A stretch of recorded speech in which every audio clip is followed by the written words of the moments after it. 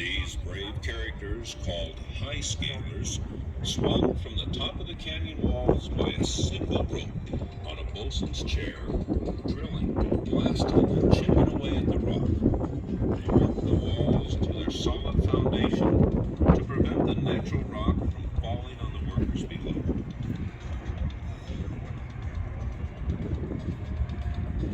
I know, right?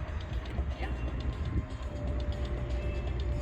It has been said that in the shadow of Hoover Dam, one feels that the future is limitless, that we have in our grasp the power to achieve anything if we can but summon the will.